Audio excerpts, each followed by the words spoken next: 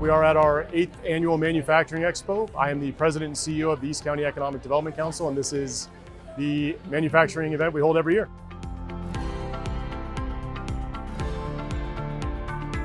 This is our 8th annual Expo, and we look forward to continuing this on and making it better every year. It's the only type of Expo in Southern California like this.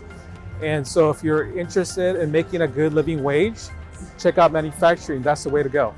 I think you need to identify that area you're most interested in. You think there's a potential maybe for a career in that, and then pursue certifications, education, whatever you can do, internships, get involved, make relationships with people who already do that job and ask for their advice. There's so many different careers in manufacturing.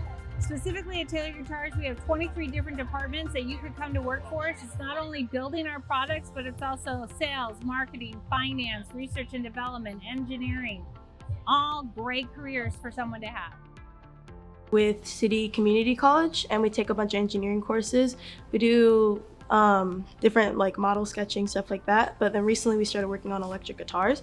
So we're building those from scratch, and we have a blank piece, and we can either pick from like a normal body design that is already made, or we can custom design. This is a custom design body.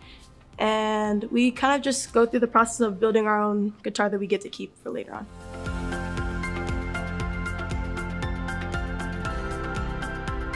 I've got three different classes. So in the morning I have my construction class. So they'll be doing anywhere from learning about different trades like carpentry, electricity, plumbing. And my second or third period class is my capstone class. That's the third year that they take three-year program. And they're doing, right now they're building cabinetry, and then they'll eventually go into guitar building. What we learn in here, I know that I will be able to use it when I want to have a job or when I go off into college. Because some kids go into college not knowing how to use SolidWorks, or not knowing how to program code, or not knowing how to like speak to elders or people that are older than you to try to get something done.